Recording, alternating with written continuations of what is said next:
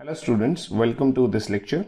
पिछले लेक्चर में स्टूडेंट्स हमने लॉरेंस ट्रांसफॉर्मेशंस एंड उसका एक कॉन्सिक्वेंसेस लेंथ कॉन्ट्रैक्शन डिस्कस किया था।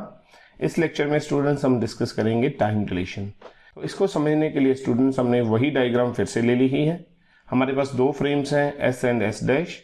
S dash frame is moving along x direction with the velocity v, but जो हमारा फ्रेम एस है दैट इज एट रेस्ट। सो इसको समझने के लिए स्टूडेंट्स हम सबसे पहले एक सपोज करेंगे clock that lies in S dash frame. So it will note down the time of an event.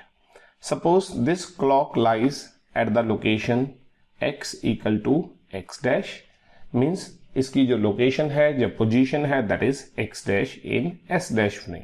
Suppose हमारे पास कोई इवेंट हो रहा है that is in S dash frame and the event starts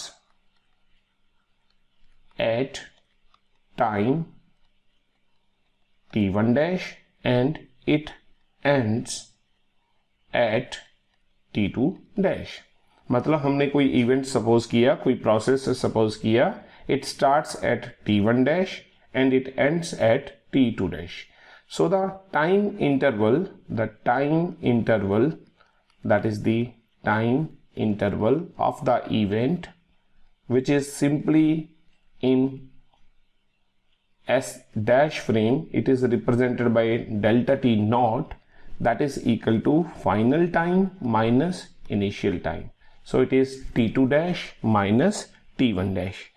Similarly इस event को एक observer जो है that is in S frame is observing।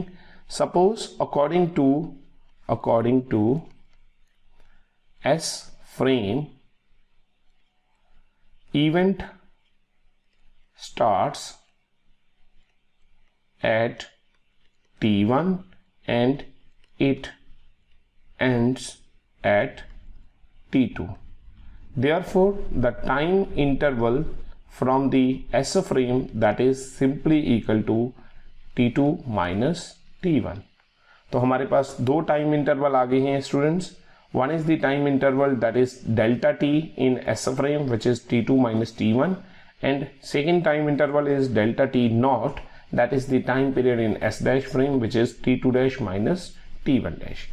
Earlier हमने जब लॉरेंस ट्रांसफॉर्मेशंस डिराइव की थी तब हमने इनवर्स लॉरेंस ट्रांसफॉर्मेशन के दौरान एक रिलेशन लिखा था that time in S frame that is equal to gamma into t dash plus Vx upon c square। So this is the relation for the times in S frame as well as in the S dash frame।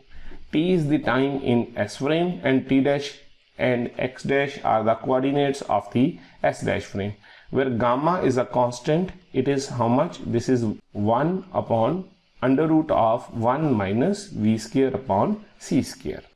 तो इस relation को अगर हम s coordinates के according means t1 and t2 के according लिखना चाहें in terms of t1 dash and t2 dash, तो हमारे पास रिलेशन बनेगा t1 is equal to gamma into t1 dash plus v x dash upon c square.